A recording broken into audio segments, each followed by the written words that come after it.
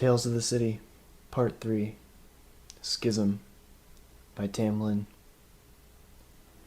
You want to hear the scary story I know? Sure. If it's scary in the last two. If it is, then I don't want to hear it. In fact, I think I'll head home.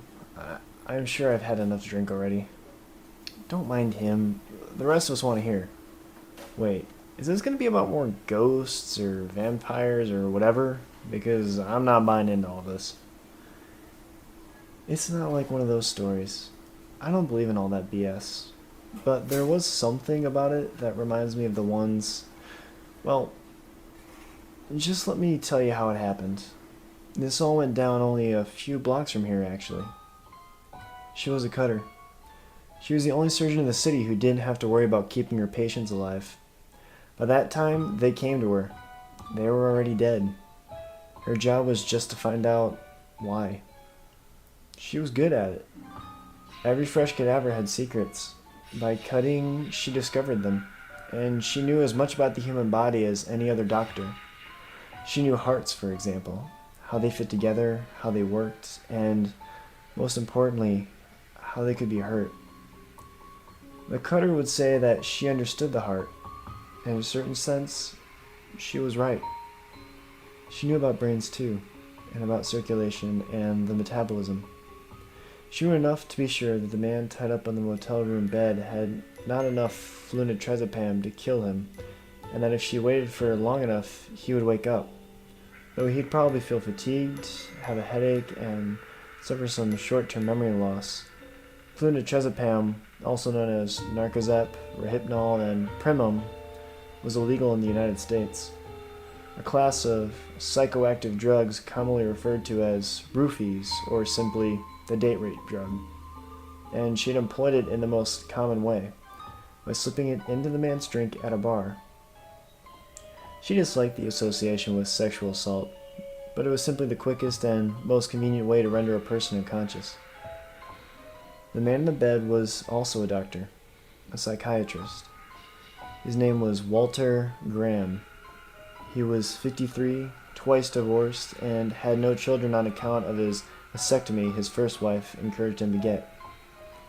He was very respected in his field, widely referenced in the medical journals for one remarkable case he'd treated. He lived in a condo on Vallejo Street with a beautiful view. He abused prescription painkillers, watched rugby on the weekends, and liked cats. These were things the cutter knew about him. In a way, they were alone together. Anyone else who walked in would see only two people in the room. But the cutter saw a third. Another woman. A woman who stood in the corner and watched. This other woman, who was not, the cutter knew, really there in any tangible sense, but who seemed no less real despite that certainty, would sometimes respond to the cutter's questions by nodding or shaking her head. Other than that, she did not do much besides watch. The motel room, which the cutter had paid for in cash 4 hours earlier, was on a third floor of a dangerous-looking rat trap, squeezed alongside nicer buildings between Mission and Valencia streets. The carpets were filthy, and the walls dotted with graffiti, and the rooms had no windows. The black and white television in each room played only 2 local affiliates, pornographic films and static. It was a good place to stay if you liked the idea of being murdered without anyone noticing. She picked it because it was the kind of place where no one asked questions, even if you came in out of a cab with an unconscious middle-aged man slung over your shoulders in the middle of the night. All they cared about here was taking the money and minding their own business. Dr. Graham was secured to the bed frame by 4 pairs of novelty handcuffs that she'd bought in a sex shop on Folsom Street, where she went so that she'd run the lowest odds of running into anyone she knew. She waited for him to wake up. It took a long time. Flunitrazepam, she knew, could last up to 12 hours, but she was the patient type. Patience was a good quality in a cutter. When Graham took the first unsteady steps back into consciousness, she sat down next to him.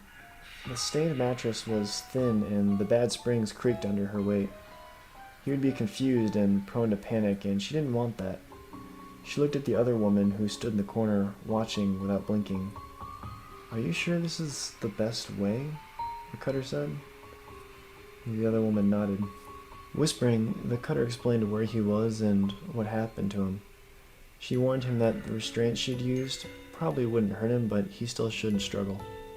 And she assured him that she did not plan to kill him. "Trust me," the cutter said. "I'm a doctor." Graham, for the most part, kept his head. He licked his lips, and when the cutter saw they were dry, she gave him a sip from a bottle of water. The first thing he asked was, "Who are you?" She told him her name. He had heard of her. Some of his patients were police officers. One of them was struggling with feelings of guilt over his constant infidelity, and as a part of an exercise, Graham had asked him to list all the women in his life he had felt uncontrollably attracted to. The cutter's name was the first he came up with. Graham told her of all of this in one long run-on sentence, babbling and obviously not sure what he was saying by the end of it. He was not yet fully sober. He did not, she noticed, ask her what she planned to do next. Perhaps he knew better, or perhaps he was too afraid. The cutter took a sip of water to wet her own lips and then said, "I want to talk to you about another one of your patients. Do you remember Cleopatra?" Graham blinked, brow furrowed, and then he laughed too loudly. The cutter shook her head. "Maybe you'll remember if I show you a picture." The cutter took out a folded photograph out of her wallet. The only light in the room was the grainy, unreal blur of TV static, and Graham would still be dizzy from the drugging, so she had to hold it in front of his face for a long time, before he made out the soft little "ah" sound that indicated recognition. "You mean Jane," he said. The cutter looked at the other woman in the room, the one who Graham couldn't see even though she was right in front of him. The other woman nodded, so the cutter hit Graham in the face. He grasped. "Her name," the cutter said as Graham winced from the split lip she'd just given him, "was Cleopatra. You killed her." "What? No!" Graham tried to sit up, and the restraints rattled against the cheap aluminum bed frame. "First of all, you've got it all wrong. Second, that was years ago. Third, he paused, unable to focus for a moment, muttering nonsense before his train of thought reconnected. "Third, how do you even know? I mean, what's it to you?" The cutter unfolded the photograph. There was another woman in it, with her head on Jane's, Cleopatra's, shoulder, smiling. It was the cutter.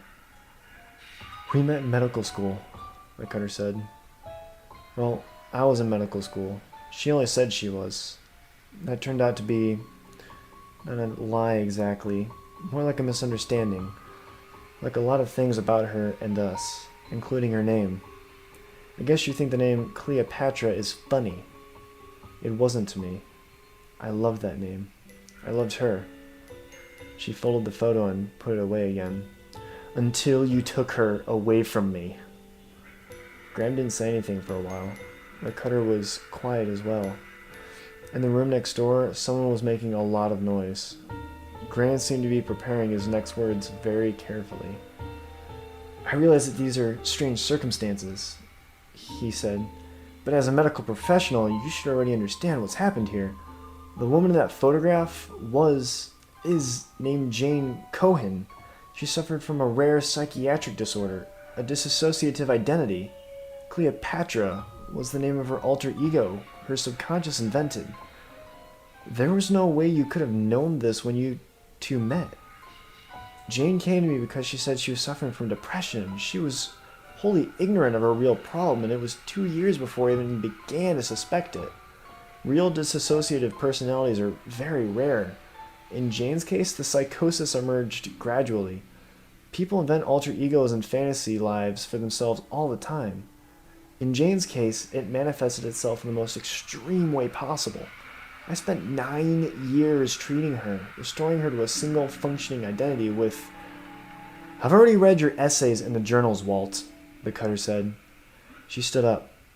You've done very well for yourself with the story of how you helped poor Jane. But you never gave a thought to the woman you got rid of. Cleopatra was not an alter ego to me, not just a part of some other woman. Even after she left me, I still loved her. I spent years trying to find her again after college, and when I finally did, I discovered that she had no idea who I was. She didn't remember a thing about me because the woman I knew was gone. Graham tried to sit up again. Next door, it sounded like someone was hitting the wall over and over again. Listen to me. I knew that Jane had a romantic partner under her alternate persona. Part of the treatment was reconciling her primary personality with the actions and relationships of her alternate one. If I had any idea that the two of you, that is to say, if we'd known. I know, the cutter said, nodding. You did what any responsible physician would do. And that's why I'm not going to kill you. Graham looked relieved, although she had told him so once already. Still, you took something away from me. You think you made Jane whole, but what you really did was cut her apart. You picked one half of her and you cut the other half off and threw it away. So it's only fair that I take something from you too. What do you call that in your line of work? Reconciling the schism? Now, wait a minute, Graham said, raising his voice. Do you think much about dying, Walt? I do. I'm told that most people in my field rarely do. Makes it easier not to internalize your work. But I think about it all the time. Graham was saying something, but she overtalked him. Sometimes I think about the soul. I didn't think there was even such a thing until recently. I've been cutting people apart my whole life, and I've never once found anything that looked like a soul anywhere in them. But now I think there really is such a thing. And I think that even people who aren't real can have souls. Even someone who didn't exist can be a ghost. That's what I think. What do you think?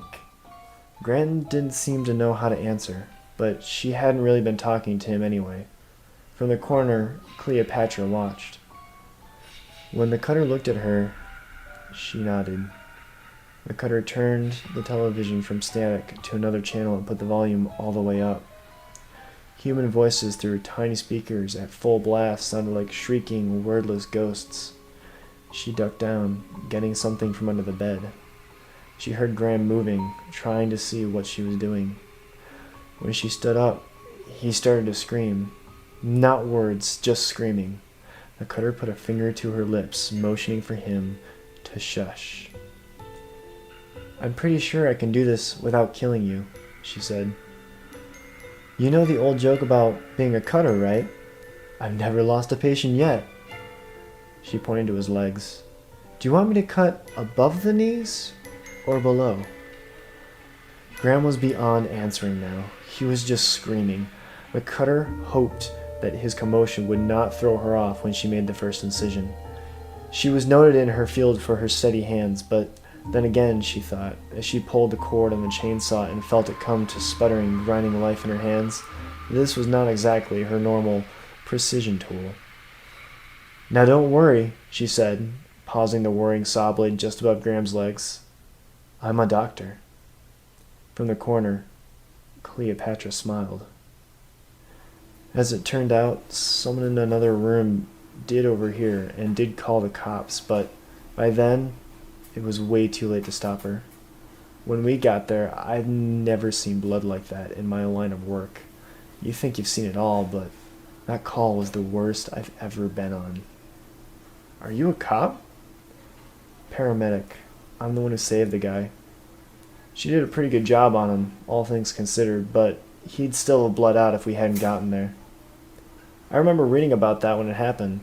2 years ago, right? Me too, but how do you know all that other stuff? I've never even read anything about why she did it. She told us. She hurt herself with a saw, so we had to take her to the hospital.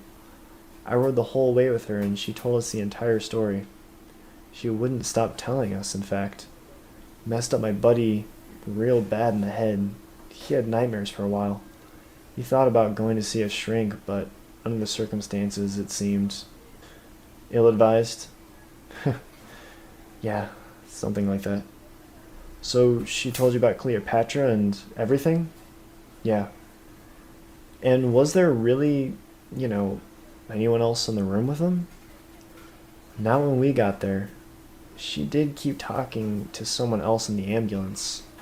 Someone she said was there, but we couldn't see. Someone I think... No, it was all BS. That lady was nuts. She talked a good game, you know. So, if you want to know all about ghost stories, well, now you know what's been haunting me. And I thought I had rough days at work. What do you do after a thing like that? Drink? Speaking of which, anyone want another?